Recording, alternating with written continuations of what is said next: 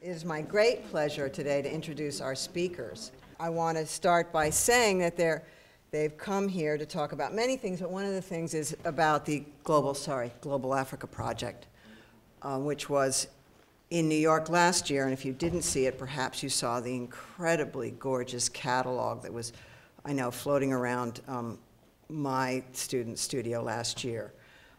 And you'll hear more about that in a minute. I just wanted to give you a little bit of background information, tiny bit, just scratching the surface of our two speakers, Lowery Stokes Sims and Leslie King-Hammond, who are here today. Lowery Stokes Sims is a curator at the Museum of Arts and Design. She was on the education and curatorial staff of the Metropolitan Museum of Art from 1972 to 1999, where she curated over 30 exhibitions. Sims then served as executive director, president, and adjunct curator for the permanent collection at the Studio Museum in Harlem from 2000 to 2007. At the Museum of Art and Design, she has co-curated Second Lives, Remixing the Ordinary in 2008, and Dead or Alive, Artists Respond to Nature 2010.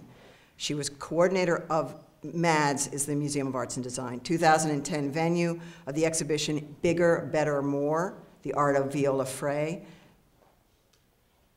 And she also conceived and co-curated the Global Africa Project with Leslie King-Hammond. Lowry is currently working on an exhibition examining the medium of wood as postmodern vehicle in art, craft, and design.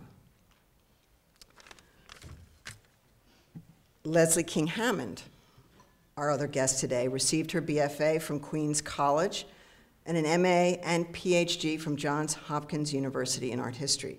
She teaches art history courses at the Maryland Institute College of Art and became graduate dean emeritus and founding director of the Center for Race and Culture at Mica in 2008. Currently, she is chair of the board of the Reginald F. Lewis Museum of Maryland, African American History and Culture in Baltimore.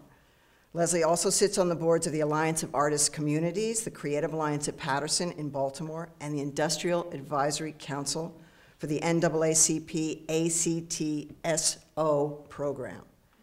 In recent years, King-Hammond has increased her art practice with exhibits at the Smithsonian, the New York Historical Society, the Maryland Arts Council, the Bernice Steinbaum Gallery in Florida, the Green Weidman Art Collection, et cetera, et cetera. Now, on a more personal note, I just want to say a few things which occurred to me driving to work today. Leslie and Lowry were Girl Scouts together.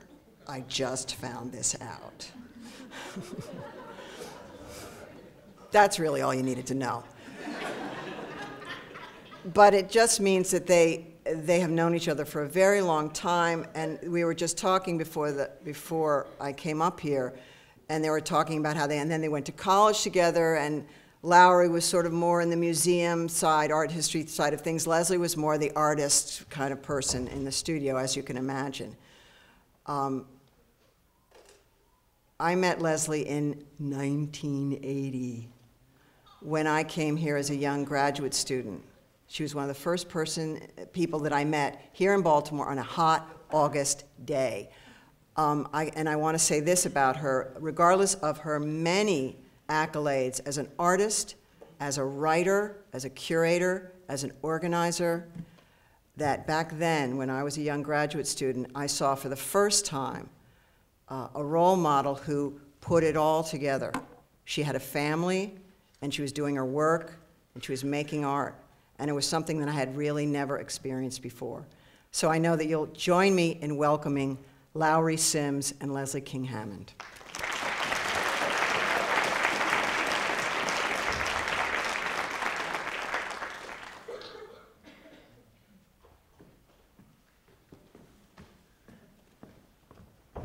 Hi, my cell phone just went off. It's embarrassing when your cell phone goes off in your presentation.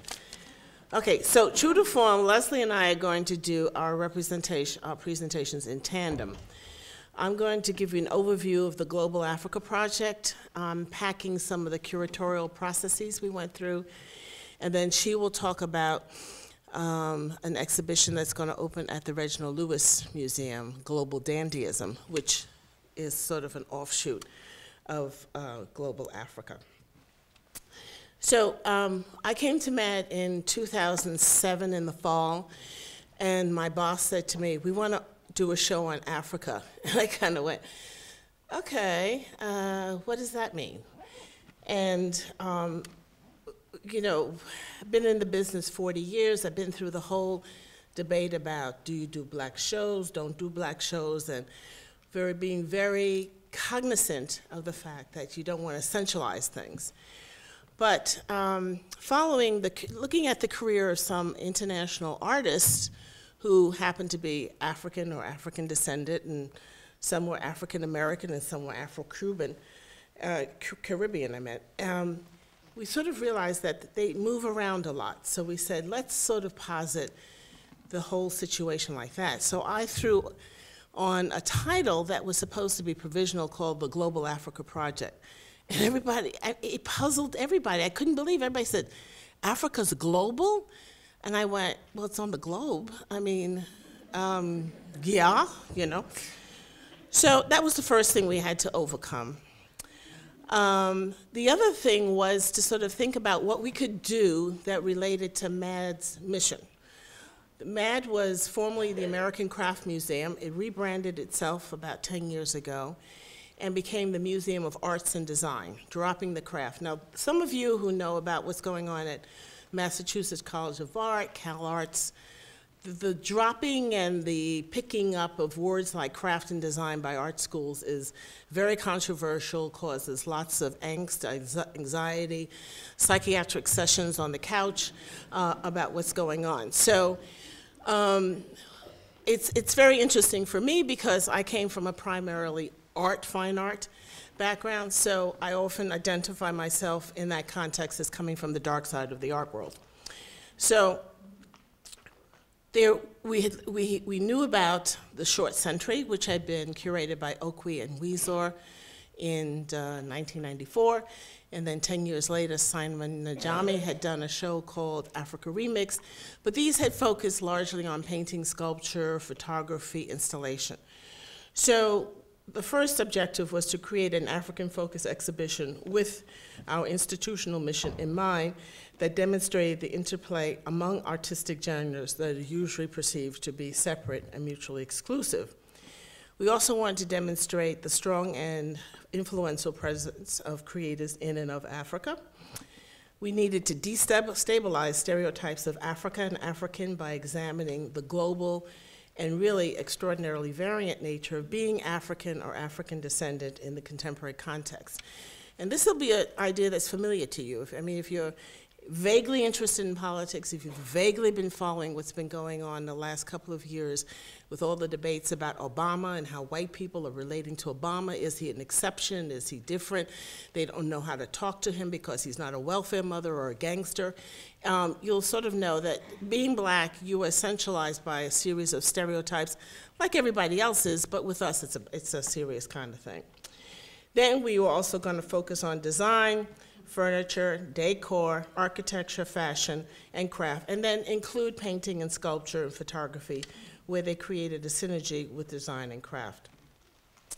So the consideration first was, how do you determine who or what or where is Africa? So there's location, nationality, physiognomy, skin color, form, and object and material. And we use these as sort of matrices within to destabilize, because I remember at one point doing a presentation for my colleagues, and I said, to tell you the truth, if I'm approaching this exhibition from a black nationalist point of view, what do I do with the white people in Africa? They're African, So what we wanted to do is to sort of really open this whole thing up. And we also wanted to destabilize the usual views of Africa. I found this on Google Images, which I love it. When you think of Africa, you think of war, boy soldiers, women getting raped, famine and starvation, black gold, diamonds, all these kinds of negative things.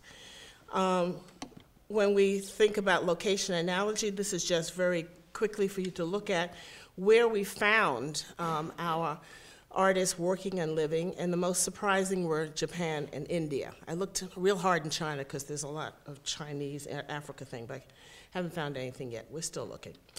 Then the whole idea of physiognomy and skin color. These are all artists in the exhibition. The two artists who look white and are white on the corners, the upper right and upper lower left corners, are from South Africa. We have people who were born in London. The handsome guy who's second from the left on the bottom, Kosi Agesi, who all the women in my office wanted to meet, and he never made it until their hearts are broken. Anyway, he is Brazilian and Togolese working in France. So this is what we were finding out, was that, you know, to be African was to be multivariant.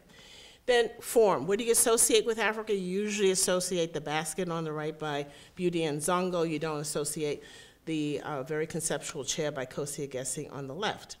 Materials. You think of earthly materials, such as those employed by Reginald F on the left. You don't necessarily think of the sophisticated Parisian couture by Sakina Amsa on your right. Then, because we're sort of dealing with this kind of interface of art, craft, and design, how do you determine who's who and what's what? Is it a sense of agency?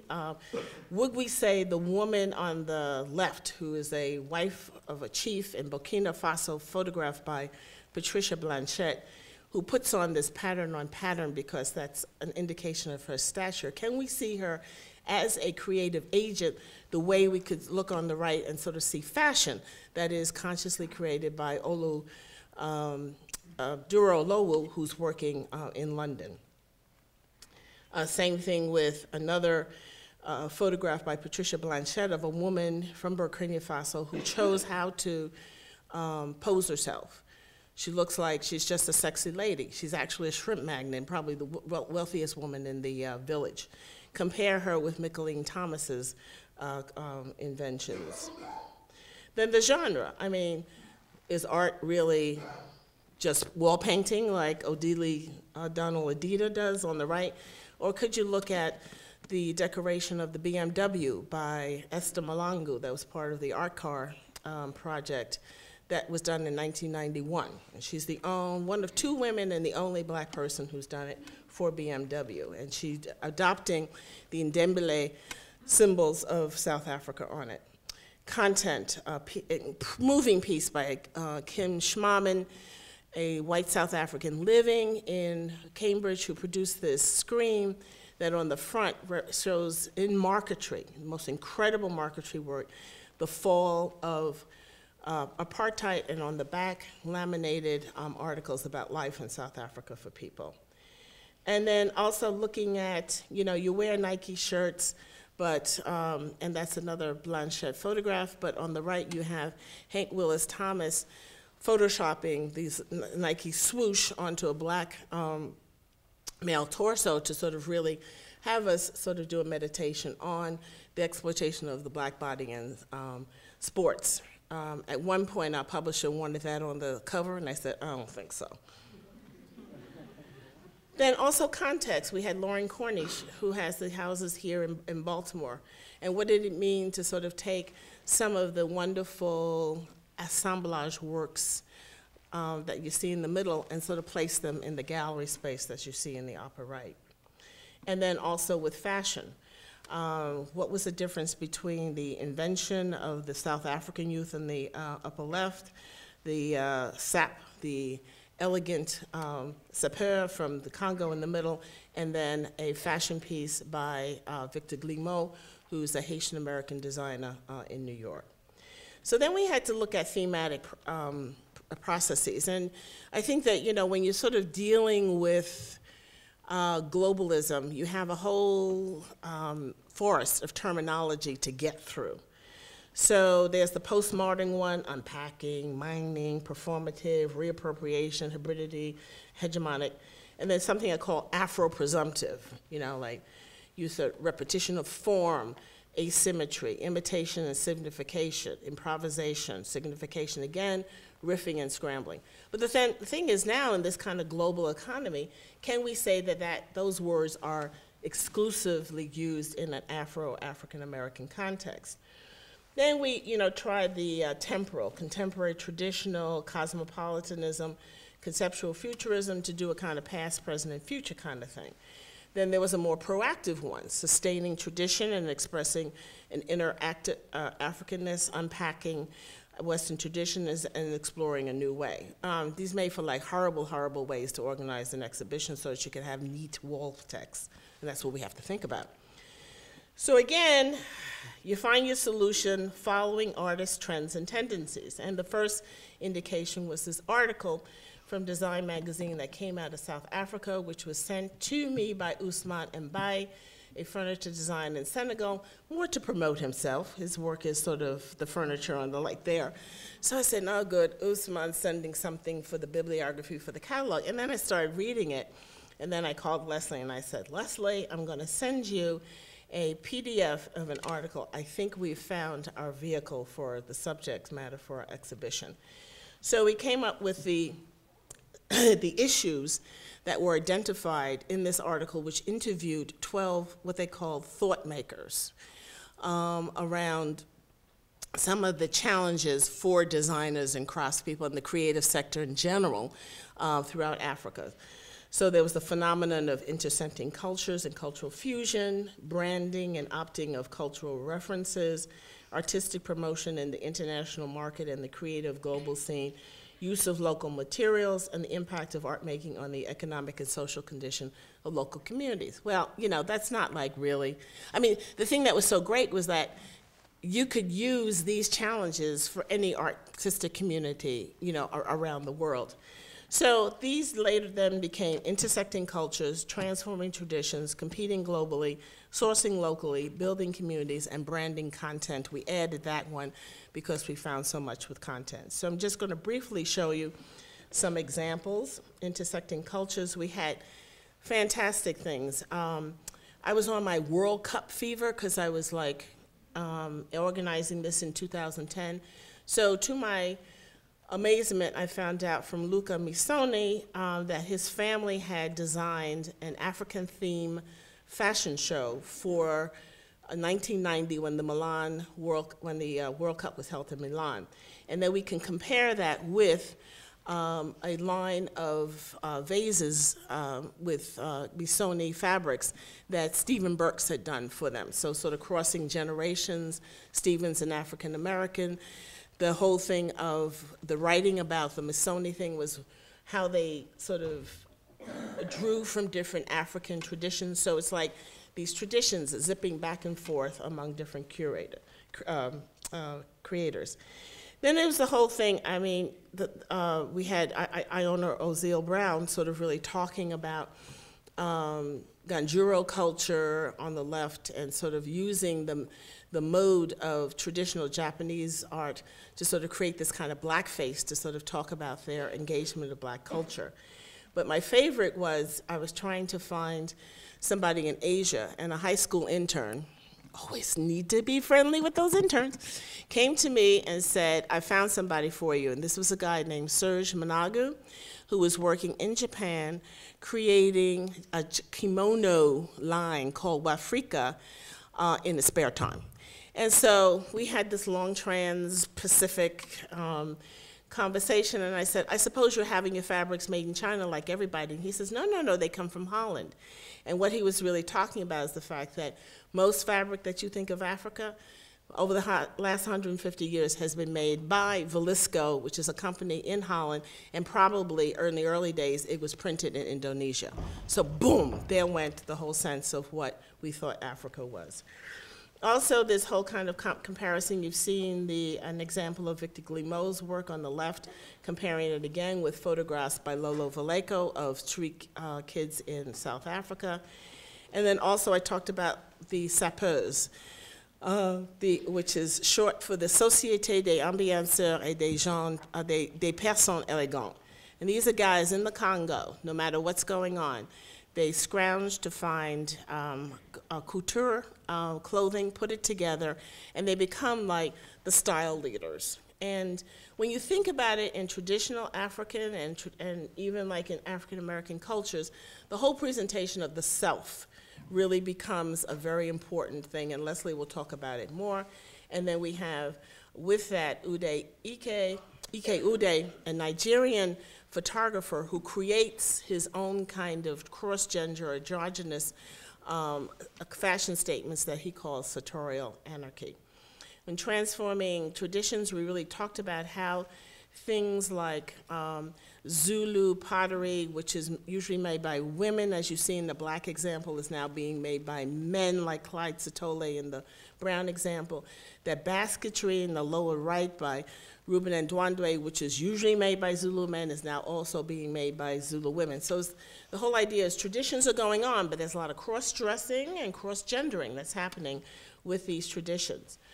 Also, this way that certain kinds of artistic statements could be carried in things like fabric and clothing. So we know about Gee's Bend in Alabama, which is up in the upper left, but who knew about the Sidi in Western India, who make quilts on the lower right? The forms are broken up a little bit more, so they kind of look like that kind of jewel-like quality that you see in a lot of Indian textiles. But these are made by a community of about 20,000 descendants of Africans who were brought to India by the Portuguese in the 16th and 17th century. They are divided roughly into 3 different communities. One's Catholic, one's Hindu, and one is a Muslim. And when you see them dancing and singing and everything, you see this incredible fusion that has really happened. This sort of tradition of heads and hats referred to by Sonia Clark, who you all might know, in Hookhead, and then reflected in a sculpture by Olu Amoda.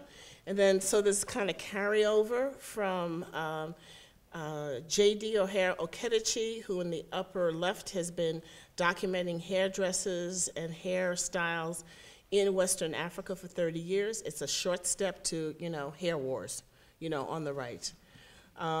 Same thing, Okedechi at the lower left, and then Harlem's Heaven Hat Boutique in the upper right.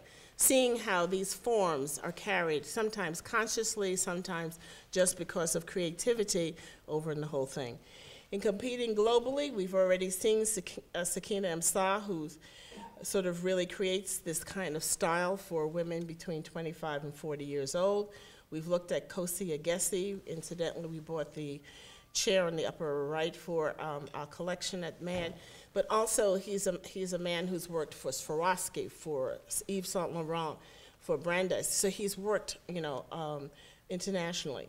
Work made in the studio of Peter Mabeyo in Botswana, but working with international designers, such as in the red, Patty Johnson from Canada, and the other 2 works are by Patricia Urquiola, a very well-known Spanish designer.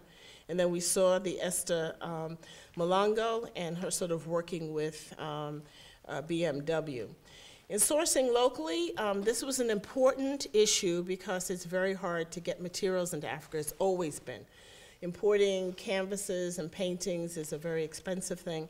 So there are a lot of designers and artists who are very conscious of using local materials, and in the sense of, in that vein, sort of working with local craftspeople and also continuing traditions that are being lost as populations are moving into urban areas.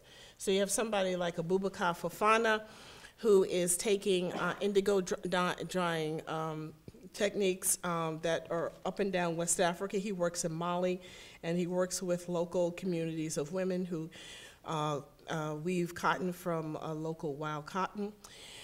This is the aforementioned Usman Mbaye. The interesting thing is that salvage metal and oil barrels are really important materials in West Africa in particular because of the petroleum industry.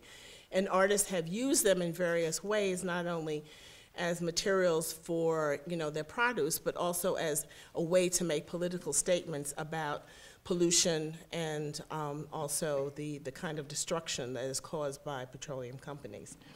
A group of Mud Ceramics in South Africa making usual chandeliers that we think of in crystal, in mud, just really playing with our idea of what we think is precious material. This is the Shampoo collection in Kenya, who are using horn and other materials from traditions up and down the East Coast, where cattle is a very important industry. And then this is Onyi Hef, again, with the aforementioned work. This is using bark, raffia, and gourds. Just a side note, the woman, the picture on the right, when you put it on a white mannequin, it just doesn't do it, you know what I mean?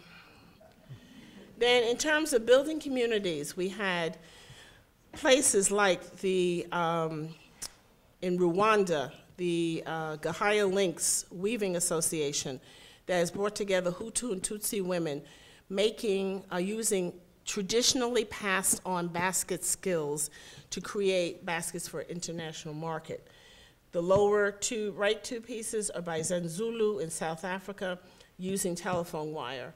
When South Africans were moved into the townships, very often they would sort of strip the land, so there was no grass or reeds to make baskets. So they started dismantling the telephone system, taking out the telephone wire. So finally the telephone company said, please do not disrupt our communications, we will sell you the wire. And they have now taken that material and transformed, again, traditional materials. We just came back from New Orleans, where we were sort of thinking about how our whole perception of the Mardi Gras Indians is changing. This is not just entertainment for tourists. These people are important forces in the community, and now there are whole-scale efforts to sort of really bring younger people in and teaching them the beading. And I tell you, I've seen a lot of pictures of these things, and we had a piece by Victor Harris in the show, but when you go to a museum like the Backwater Museum or the House of Beads and Feathers in New Orleans, and you see the difference between the abstract and the pictorial things, how the fusion is with Native American traditions and Haitian traditions that have all come into New Orleans, it sort of puts a whole new sense onto the skill factor in making these kinds of costumes. Another kind of transcontinental collaboration. On your right, you have a necklace by Sanya Gateja, who made paper beads. He now taught them two women, and Algernon Miller, who's an artist in Harlem, saw them and sort of really commissioned them to make the piece on the left, which is 8 by 10 feet, all beads. The best part about it is that it looks like a tapestry, but it was made out of recycled Obama campaign literature. So in between the things, you can see Yes, You Can, Obama, and Michelle. It was great because, you know, you see these Republican-looking people looking in and trying to find, and they go, oh my God, you know. So it's my secret Obama piece in the show. We had Make a Fair, which honors the tinker creator who's using the detritus from Western industry to make materials that were important for communities, including William Kamkwamba, who put together materials and made a water pump for his village so people didn't have to go far. And of course, we've talked about Lauren Cornish and the way that he sort of has become a community force for positive reclamation here in Baltimore. And on the right is an example from Detroit of Tyree Guyton, who started doing the same thing in the Heidelberg neighborhood about 25 years ago. Then just briefly, branding content was really talking about works that had content. These are two examples from Yinka Shonabare's Black Gold series, where he's, again, using the fabrics that come from Velisco, and he put in, painted one and it sort of imitated the fabric, and then put toy planes and boats and soldiers to sort of really talk about this kind of conflict for resources in Africa. Apartheid, we talked about Kim Schmaman, and then also a plate from Ardmore.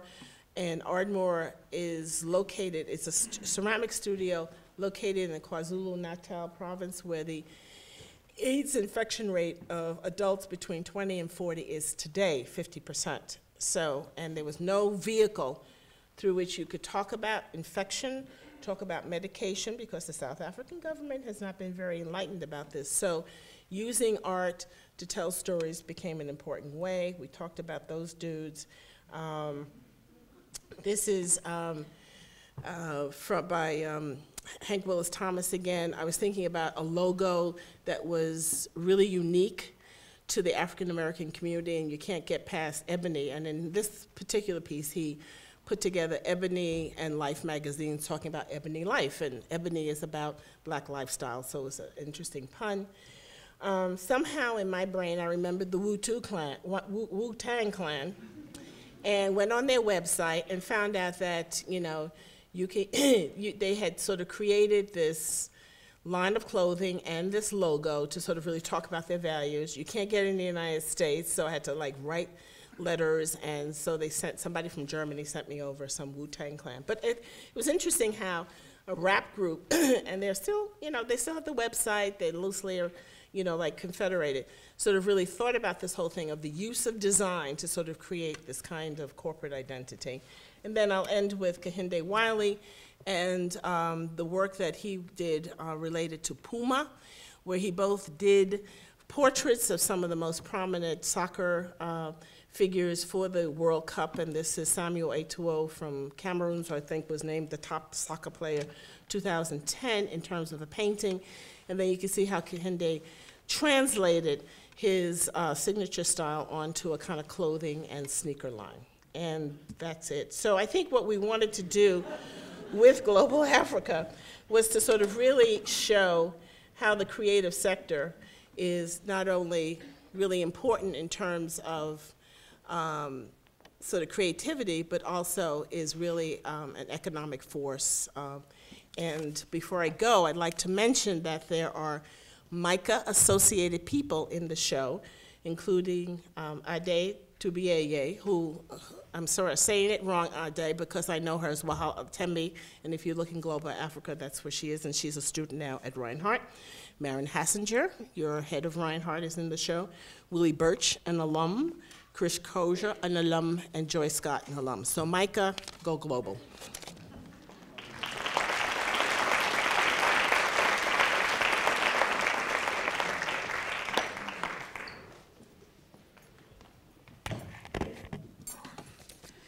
We were not able to get the Global Africa show because the tour was decidedly pulled for a lot of complicated reasons, which we don't need to be bothered with right now. So what we had decided to do at the Reginald Lewis Museum, where it was to open, was to look at what are the opportunities we had to take advantage of what we had already done in terms of what Lowry has already presented. Let me just get myself set up here. There we go. Let me go back. What I want to do is talk about the show that is coming in. And I want to go back to here, the historical icons of early dandelions. We have a show that's going to open up at the Baltimore's Reginald F. Lewis Museum of Maryland, African American History and Culture. And this show is a traveling show, and it is a show that focuses on photography and specifically the black male. We know that, and some of you might be aware, that for the past year, the Open Society and Art on Purpose have been the facilitators and patrons for a project known as the Black Male Identity Project. And so we thought, in lieu of the Global Africa show, that we could begin to tell an even more important story. And that is something that we sort of take for granted, but we have lived with, we have seen it, and it has been constantly misconstrued.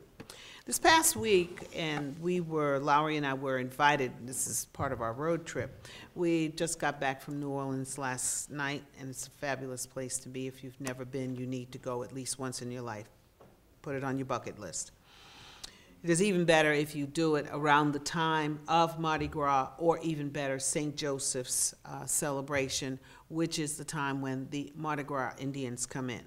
But more importantly, it gives us a chance to look clearly at an affectation of style and a cultural manifestation and behavior, which has been critical to the black diaspora or the African diaspora. In our library, we have a book called by Monica Miller, slaves to fashion, black dandyism, and the styling of black diasporic identity. And it's amazing how much of this information you will have seen or know people who are practitioners of it, participants, or arbiters, or style makers. In any event, when we were doing Global Africa, found that this was a very important statement, a very crucial statement, around which identity is formed, especially when you're coming from societies or groups of people who have been peripheralized, marginalized, or in a resistant mode. So, this is all part of what we call black performance style. And in this element, you will notice that one of the criteria that Lowery Sims talked about when we were putting this together was the attribute of signifying or signification.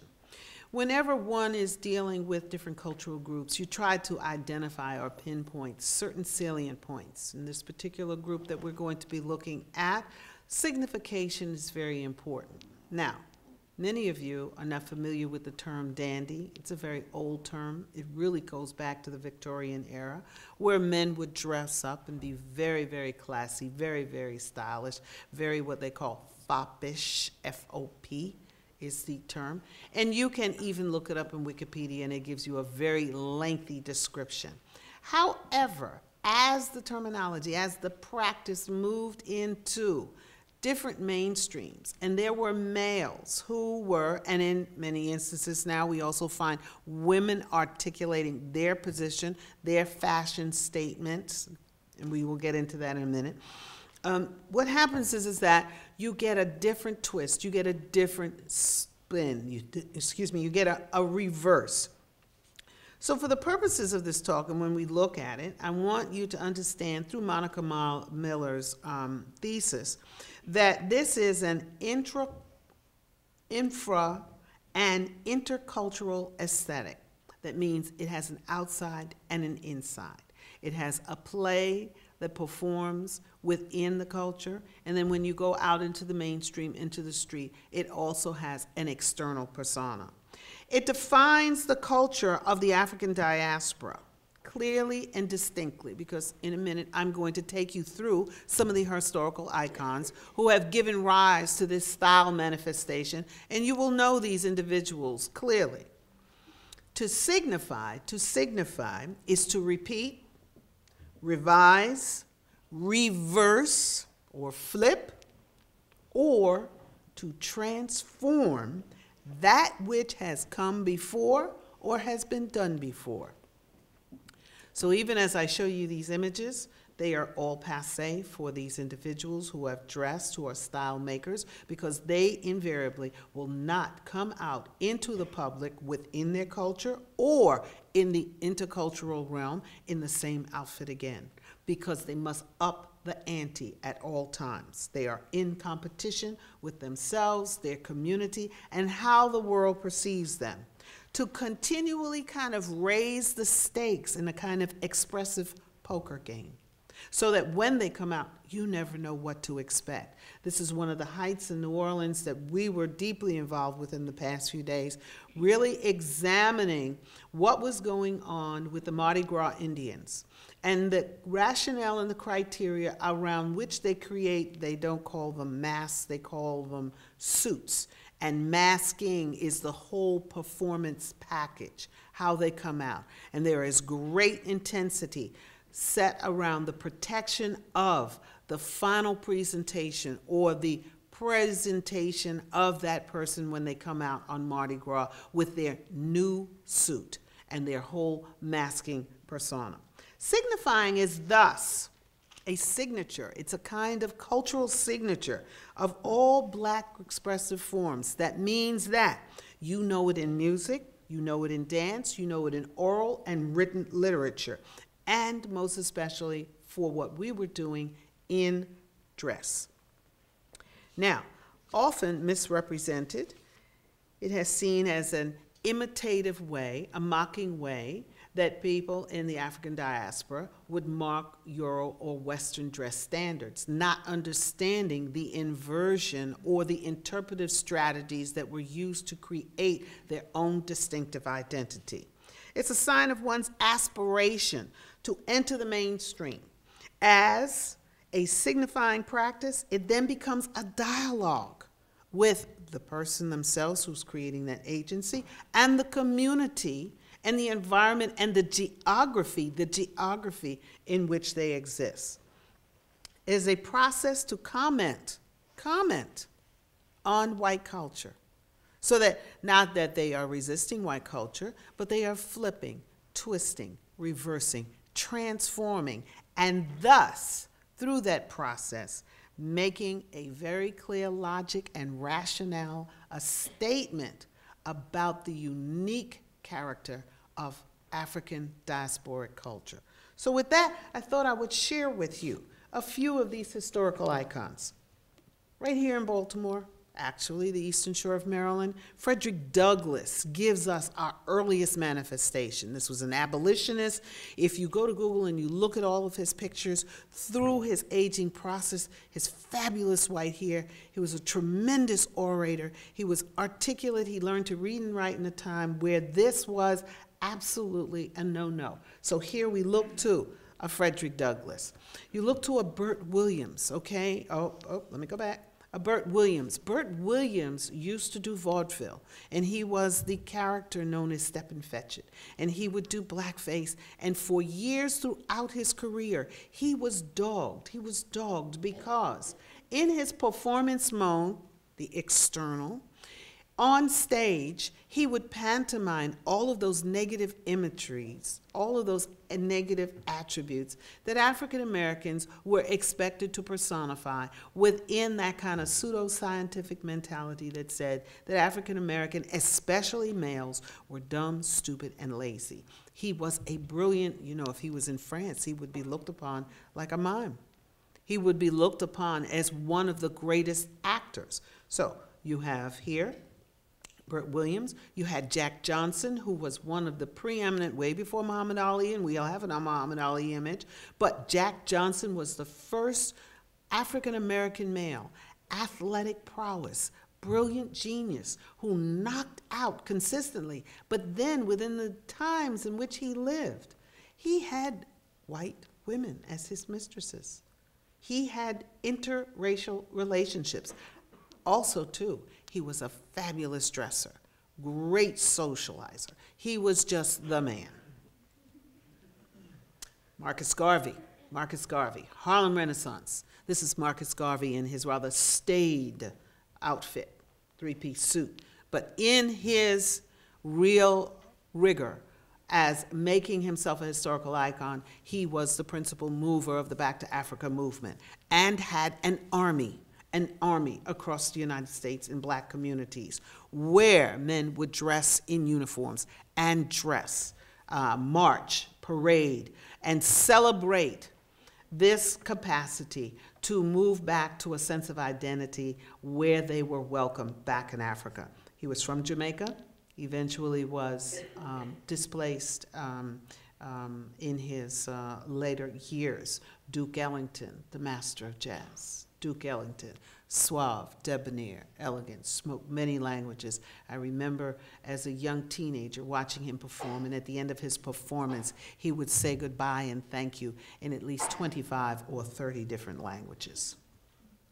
Of course, Muhammad Ali, Sonny Liston. Muhammad Ali, the master of the word, the master of the rhyme, way before hip-hop, rap, and spoken word became part of the standards of today. These are individuals who set the mark and the tone. Malcolm X, powerful, riveting characters who in the beginning was thought to be the enemy of the United States and who towards the end of his life began to bond with Martin Luther King. And so as history would have it, they both had to go and they were both assassinated. But they had that charismatic presence. They had that style. Of course, we had the Black Panthers during the same movement. Huey P. Newton, this is an iconic figure. This like scared the United States, the government, the political forces, the police forces. But these were individuals, and you will know that a few years ago, some of you who were here either on faculty, we had a wonderful exhibition come in from California that talked about the role of the Black Panthers, which was really a self-help group that created breakfast program for school children. But the only difference is said they would protect themselves by any means necessary, vis-a-vis the words and the philosophy of Malcolm X.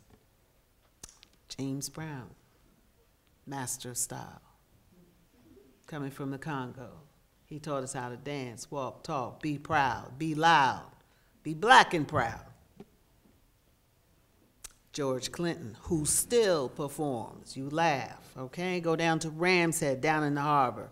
George still performs with a Bootsy Collins. All right? Mick Jagger, all that whole crew, trust me, style makers. Air Jordan, Michael Jordan, no one more brilliant. Prince, the man, all right? Look at Purple Rain someday. MJ. What else can we say? MJ was MJ. There will be not another MJ in anybody's lifetime. Flavor Flav. If you want to see some horrific moments on TV, go to cable. These are all the multifarious manifestations of signification as manifested through black male dandyism. RuPaul, love it. I am addicted to his show. Barack Obama, we live in our lifetime to see. Did anybody see on cable him singing at the Apollo and Al Green song? Oh, it's a moment. Look it up on cable. It was absolutely a moment. That kind of confidence, that kind of prowess, that kind of sensibility, understanding who he is and engaging his culture and engaging all of the worldly global responsibilities that he has. All right, and then on campus, we have our own Clyde Johnson. Man with a bow tie, only second to Fred Lazarus. And then we go back to global Africa, okay? And this is Lolo Vaseko. This is a photographer who looks at how Africans in South Africa and really all over the continent are looking at themselves within their environments, taking what they have, taking what they find, recycling it, and putting it back out. Ike Ude in New York, we have got to bring him here. He is a total rock star. When I saw him at Global Africa, he just came into the room and stood on the side, and I was like scared. Said, oh, this man is just, he not only is an incredible photographer, these are photographers who are going to be at the Lewis Museum, who have agreed to have their work shown along with a show called Dandelions, which I will end with. But these are the photographers who were in the Global Africa show who talk to the largesse of this kind of cultural performative styling vision. And here, just marvelous. And in Global Africa, these were huge photos. And these are kind of puns, tongue-in-cheek. These are satires. But the point is that he does dress. He does walk the walk. He talks the talk. He understands it. He lives it. And he is at that nexus where he is beginning to help the rest of the world to understand how style, how fashion, how agency, how identity is formed. And these brothers from the Congo, in the pink bowlers, remember now, the works that they collect, the clothes that they collect are at their own sacrifice. Very much like the Mardi Gras Indians, they spend all of their precious dollars to prepare these ensembles so that when they are summoned in the Congo to be in attendance at a funeral, at a wedding, at a naming ceremony, at a harvest feast, whatever, that they will come and represent with style. So we know represent from the hip hop world. We know what that means, and these gentlemen have taken it on as their responsibility with a little panache and a little arrogance. And here I end with Dandelion. and invite you all on Thursday evening at 6 o'clock to the opening at the Lewis Museum, where you will see an incredible exhibition of the Dandelions, which is the show that will talk about all of the photographers who have been chronicling and documenting this very specific style manifestation, as well as the Dandy Global crew, who will be represented by 3 different photographers from the Global Africa Project. And I look forward to seeing you there, and I will send an e-blast across campus and hope that we can set up some shuttles for you, because we would love to see you there. Thank you all very much. Now what we're going to do, go get an applause.